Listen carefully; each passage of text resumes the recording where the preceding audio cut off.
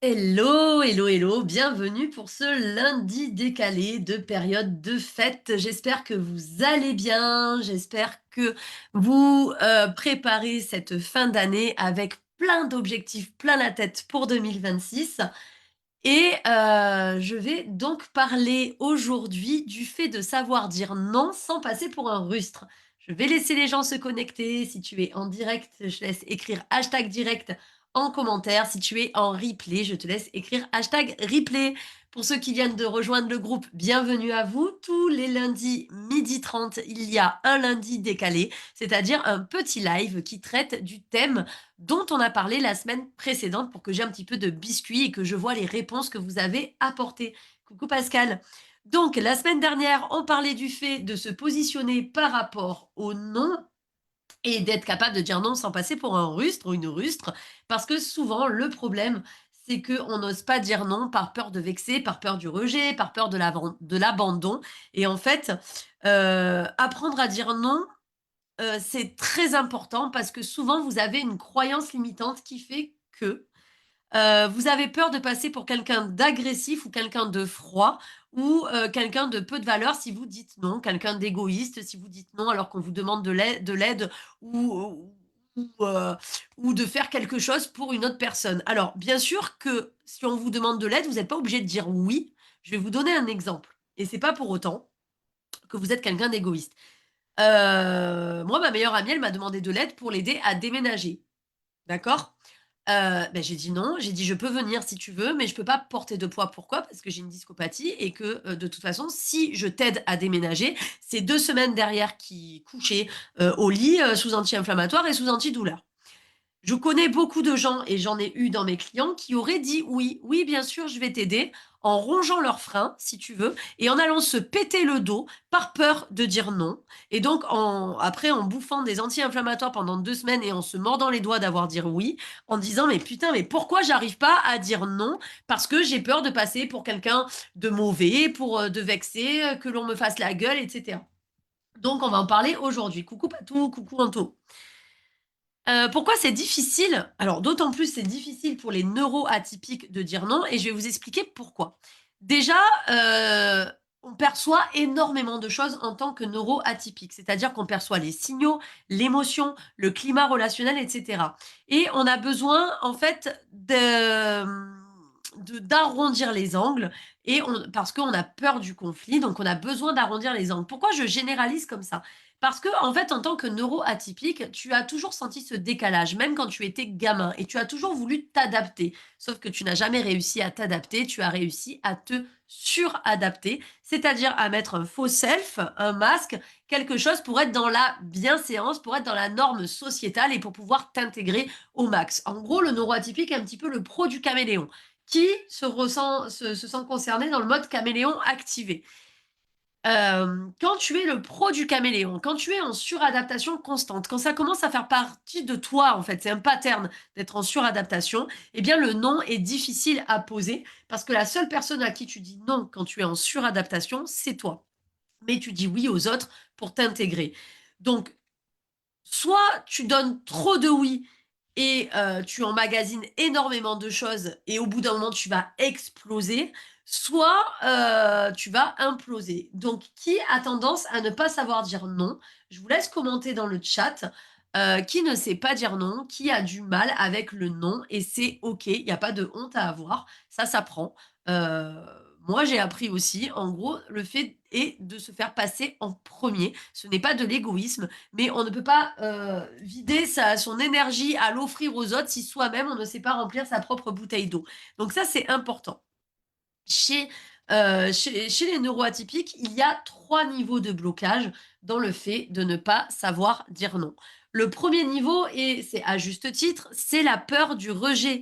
C'est normal. Quand toute ta vie, tu as essayé de t'intégrer, ta première peur, c'est la peur du rejet, la peur d'être seul, la peur d'être un paria, la peur d'être montré du doigt.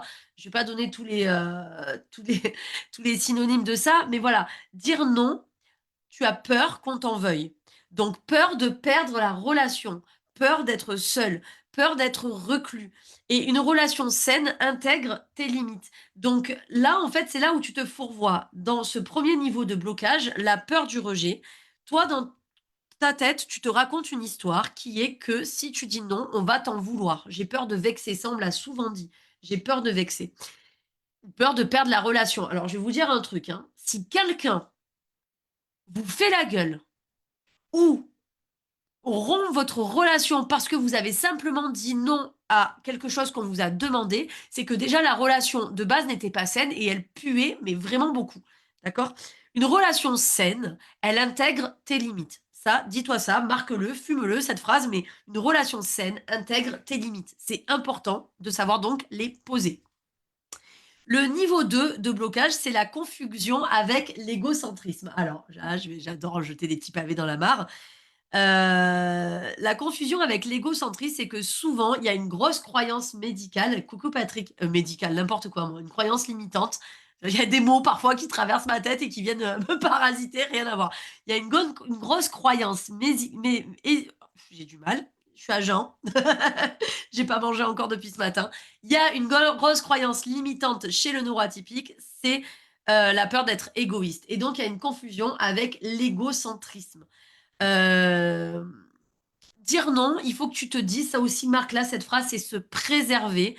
Ça veut pas dire priver l'autre. Dire non, c'est se préserver et la première chose que vous devez honorer au quotidien, c'est vous-même, votre paix intérieure, parce qu'il y a que comme ça que vous arriverez à avancer. Si par contre, tous les jours, vous ne vous honorez pas et vous dites oui aux autres en vous disant non à vous-même, là, vous allez vous perdre, vous allez perdre en énergie, vous allez avoir des phases de déprime et cetera et vous allez soit imploser, voire développer de la somatisation, hein, des plaques, des maladies, des douleurs et cetera, soit exploser, c'est-à-dire avoir une submersion émotionnelle de colère envers une personne qui ne sera que l'élément déclencheur de, de tous ces «oui» que vous avez donnés sans vraiment les penser.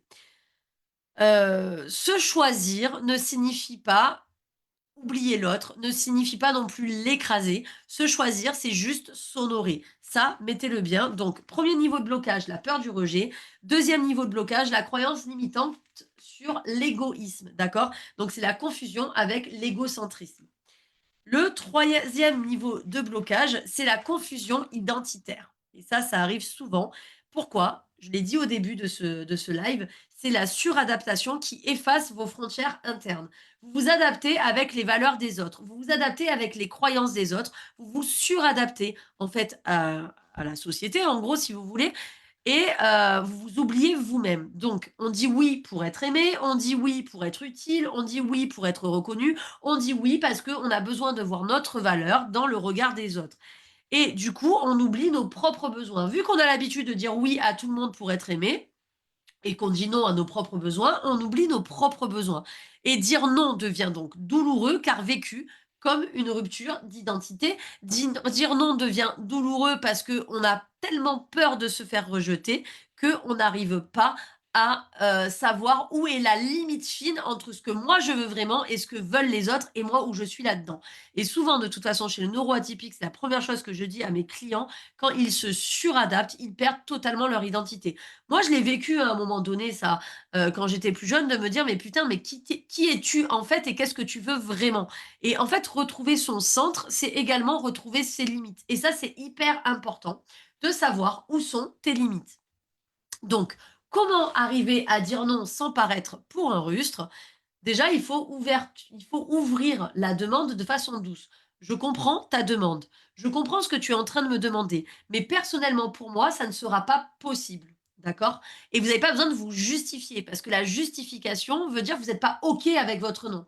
Expliquer n'est pas justifier. Pour moi, ça ne sera pas possible. Je veux vous donner un exemple. Un exemple.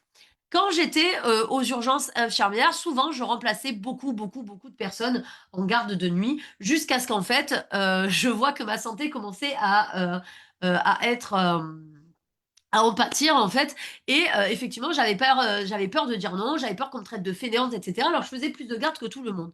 Jusqu'au jour où en fait j'en ai eu vraiment marre, j'ai été fatiguée et ma façon de dire non, ça a pas été: «Non, je m'en fous, je prendrai pas de garde de nuit». C'était: «Je comprends ton besoin, mais je me suis fixée comme limite de prendre juste une nuit sup par mois.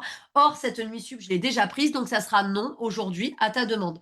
Point. Et donc là, comment tu veux que la personne en face de toi t'en veuille? C'est juste pas possible. Si elle t'en veut, c'est que déjà votre relation, elle est pas saine de base. On ne peut pas t'en vouloir pour un truc qui respecte ton écologie. Et t'as pas besoin de te justifier, t'as pas besoin de dire: «Non, mais tu comprends, je vais pas prendre la garde parce que j'ai machin qui est malade dans ma famille et que je dois rester à ses côtés» et cetera. Parce que si tu te justifies, tu cherches une raison valable pour avoir l'aval de la personne à ton nom et ça, c'est pas acceptable.